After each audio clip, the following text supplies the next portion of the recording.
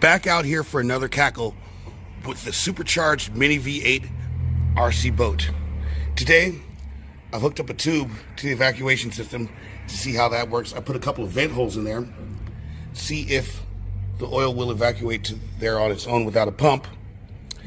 And we're using a stronger ignition battery, and away we go.